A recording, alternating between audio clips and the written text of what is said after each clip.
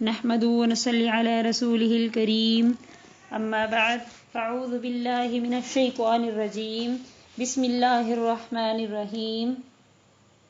اس اسلامی چینل میں آپ سب کو خوش آمدید۔ السلام علیکم ورحمۃ اللہ وبرکاتہ۔ میں امید کرتی ہوں کہ آپ سب خیر و عافیت سے ہوں گے، اور میں دعا کرتی ہوں کہ اللہ تعالیٰ آپ کو خانہ کعبہ کی زیارت نصیب فرمائے۔ تو معزز سامعات، پیچھے میں نے آپ کو بتایا تھا کہ قربانی کے چند مسائل آپ سے میں نے شیئر کیے تھے کہ قربانی کا طریقہ کیا ہے، قربانی کن لوگوں پر واجب ہے۔ تو آئیے آج ہم چلتے ہیں حج کی فضیلت اور اس کی طریقہ کی طرف۔ تو اینڈ تک ہمارے ساتھ رہیے گا انشاءاللہ، اس طرح سے آپ کو قربانی کی فضیلت اور حج کا طریقہ اچھی طرح سے سمجھ میں آئے گا۔ تو سب سے پہلے حج کی فضیلت کی طرف چلتے ہیں کہ حج کی کتنی فضیلت ہے، اس کا کتنا اجر و ثواب ہے۔ حج بہت بڑی عبادت ہے جس سے گناہ معاف ہو جاتے ہیں۔ آپ صلی اللہ علیہ وسلم نے فرمایا، گویا وہ آدمی جس نے حج کیا ہو وہ ایسا ہو جاتا ہے کہ جیسے اپنی ماں کے پیٹ سے اسی دن پیدا ہوا ہے، یعنی جس طرح نومولود بچہ گناہوں سے پاک صاف ہوتا ہے، اسی طرح حج مبرور کے بعد آدمی گناہوں سے پاک ہو جاتا ہے۔ اب گناہوں کے بعد انسان گناہوں سے بالکل پاک ہو جاتا ہے، لیکن اس کی کیا پہچان ہے؟ ہم کیسے پہچان کریں گے کہ کسی کا حج مقبول ہوا کہ نہیں ہوا؟ تو حج مقبول وہی ہے جس سے زندگی کی لائن بدل جائے، آئندہ کے لیے گناہوں سے بچنے کا اہتمام ہو اور اطاعت کی پابندی کی جائے۔ حج کے بعد جس شخص کی زندگی میں خوشگوار انقلاب آ جائے، اللہ کی اطاعت والی زندگی شروع کر دے، تو سمجھ لو کہ اس کا حج قبول ہو گیا اور اس نے حج مقبول کیا۔ یہ تو تھی حج کی فضیلت۔ آئیے اب چلتے ہیں حج کے طریقے کی طرف کہ حج کا کیا طریقہ ہے۔ تو سامعات، 8 ذی الحجہ حج کا پہلا دن ہوتا ہے۔ 8 ذی الحجہ کی رات کو مینا جانے کی مکمل تیاری کر لیں، احرام کی نیت سے غسل کر لیں یا صرف وضو کر لیں۔ کوئی شرعی عذر نہ ہو اور مکروہ وقت بھی نہ ہو تو مرد حرم میں آ کر احرام کی نیت سے 2 رکعت نفل سر ڈھک کر ادا کر لیں، اور خواتین گھر میں یہ نفل پڑھ سکتی ہیں۔ نفل پڑھ کر اس طرح نیت کریں، یا اللہ میں حج کی نیت کرتا ہوں یا کرتی ہوں، اسے آسان فرما اور قبول فرما۔ پھر 3 مرتبہ لبیک پڑھیں، لبیک اللہم لبیک، لبیک لا شریک لک لبیک، ان الحمد والنعمت لک والملک لا شریک لک۔ اب احرام کی پابندیاں شروع ہو گئی، ان کا خاص خیال رکھیں۔ ہو سکے تو طلوع آفتاب کے بعد مینا روانہ ہوں، یا جیسے معلم کا انتظام ہو، راستہ میں تلبیہ اور دیگر تسبیحات زیادہ سے زیادہ پڑھتے رہیں۔ اب 9 ذی الحجہ کی طرف چلتے ہیں کہ 9 ذی الحجہ حج کا دوسرا دن ہوتا ہے۔ مینا میں ظہر، عصر، مغرب، عشاء اور 9 ذی الحجہ کی فجر کی نماز ادا کریں اور رات مینا میں رہیں۔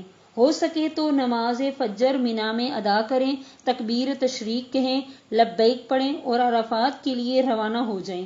عرفات پہنچ کر وضو کر لیں، کھانے وغیرہ سے فارغ ہو کر کچھ دیر آرام کر لیں۔ زوال کے بعد یعنی نماز ظہر کے بعد وقوف شروع کر دیں، تلبیہ کہیں، دعا اور توبہ و استغفار میں مصروف رہیں، چوتھا کلمہ اور دیگر وظائف پڑھتے رہیں۔ اگر یہ وظائف پڑھتے رہیں اور گریہ وزاری سے اللہ کے حضور دعا کریں۔ یہ سلسلہ شام تک جاری رہے۔ وقوف کھڑے ہو کر کرنا افضل ہے، تھکان کے باعث بیٹھ کر بھی جائز ہے۔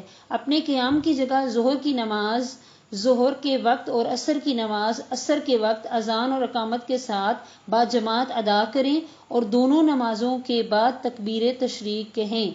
جب عرفات میں سورج غروب ہو جائے تو مغرب کی نماز پڑھے بغیر ذکر و تلبیہ پڑھتے ہوئے مزدلفہ روانہ ہو جائیں۔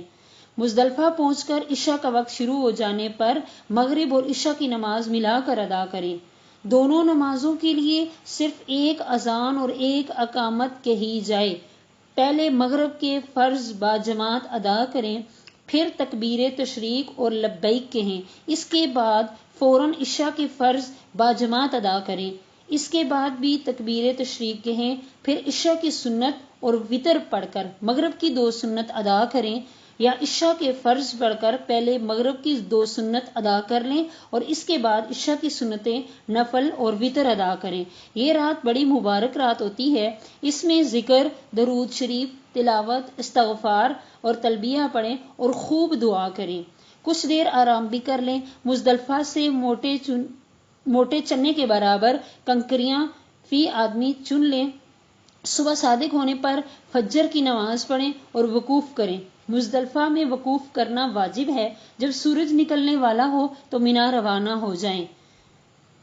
اب 10ویں ذی الحجہ کی طرف آتے ہیں۔ 10ویں ذی الحجہ جو ہوتی ہے یہ حج کا تیسرا دن ہوتا ہے۔ تو منا پہنچ کر جمرہ عقبہ کو 7 کنکریاں ایک ایک کر کے ماریں۔ مرد اور عورتیں سب اپنے ہاتھ سے ماریں۔ زیادہ بھیڑ کی وجہ سے شام یا رات کے وقت کنکریاں مارنا بھی جائز ہے۔ جمرہ عقبہ کو کنکریاں مارتے ہی لبیک کہنا بند کر دیں۔ قربانی کے 3 دن مقرر ہیں، 10، 11، 12 ذی الحجہ۔ دن اور رات میں جس وقت چاہیں قربانی کر سکتے ہیں۔ قربانی خود کریں یا کسی قابل اعتماد آدمی سے کروائیں۔ قربانی سے فارغ ہو کر مرد سارا سر منڈوا لیں اور خواتین سر کے بالوں کے 3 حصے کر لیں، دائیں، بائیں اور پیچھے، پھر ہر ایک حصہ میں سے 1 انگلی کے برابر بال کاٹ دیں۔ حلق سے فارغ ہو کر طواف زیارت کریں۔ اس کا وقت 12 ذی الحجہ کے غروب آفتاب تک ہے۔ یہ طواف وقوف عرفات کی طرح فرض ہے، اس کی ادائیگی ہر حال میں ضروری ہے، اس کا بدل کچھ بھی نہیں ہو سکتا، اس کی ادائیگی باوضو ضروری ہے۔ طواف زیارت کرنے کے بعد سعی بھی کریں اور یہ سعی واجب ہے۔ سعی سے فارغ ہو کر منا واپس آ جائیں اور رات منا میں بسر کریں۔ اب آئیے چلتے ہیں 11 ذی الحجہ، حج کا چوتھا دن۔ 11 تاریخ کو زوال کے بعد تینوں جمرات کو 7 کنکریاں مارنی ہیں، پہلے چھوٹے کو، پھر درمیانے کو اور آخر میں بڑے کو۔ شدید بھیڑ کی وجہ سے رات کے وقت بھی رمی کرنا بھی جائز ہے، یعنی رات کے وقت بھی رمی کر سکتے ہیں۔ قیام گاہ میں تلاوت، ذکر اللہ، توبہ استغفار اور دعا میں مشغول رہیں۔ اس کے بعد 12 ذی الحجہ حج کا 5واں دن ہوتا ہے۔ زوال کے بعد تینوں جمرات کو 7 کنکریاں ماریں۔ کچھ دیر سے کنکریاں مارنے میں آسانی ہوتی ہے۔ تیسرے دن کی رمی کے بعد اختیار ہے کہ منا میں مزید قیام کریں یا مکہ مکرمہ چلے جائیں، لیکن غروب آفتاب سے پہلے منا کی حدود سے نکل جانا جائز ہے۔ غروب آفتاب کے بعد اگلے دن کی رمی کرنے کے بعد جانا ہوگا۔ طواف وداع، حج کے بعد جب مکہ مکرمہ سے وطن واپسی کا ارادہ ہو تو طواف وداع کرنا واجب ہے۔ تو جی معزز سامعات، یہ تھا حج کا طریقہ جو میں نے آپ کے سامنے بیان کیا۔ دعاؤں میں یاد رکھیے گا۔ اللہ حافظ۔ نحمدہ ونصلی علی رسولہ الکریم، اما بعد، فاعوذ باللہ من الشیطان الرجیم، بسم اللہ الرحمن الرحیم۔ اس اسلامی چینل میں آپ سب کو خوش آمدید۔ السلام علیکم ورحمۃ اللہ وبرکاتہ۔ میں امید کرتی ہوں کہ آپ سب خیر و عافیت سے ہوں گے اور میں دعا کرتی ہوں کہ اللہ تعالیٰ آپ کو خانہ کعبہ کی زیارت نصیب فرمائے۔ تو معزز سامعات، پیچھے میں نے آپ کو بتایا تھا کہ قربانی کے چند مسائل آپ سے میں نے شیئر کیے تھے کہ قربانی کا طریقہ کیا ہے، قربانی کن لوگوں پر واجب ہے۔ تو آئیے آج ہم چلتے ہیں حج کی فضیلت اور اس کی طریقہ کی طرف۔ تو اینڈ تک ہمارے ساتھ رہیے گا انشاءاللہ، اس طرح سے آپ کو قربانی کی فضیلت اور حج کا طریقہ اچھی طرح سے سمجھ میں آئے گا۔ تو سب سے پہلے حج کی فضیلت کی طرف چلتے ہیں کہ حج کی کتنی فضیلت ہے، اس کا کتنا اجر و ثواب ہے۔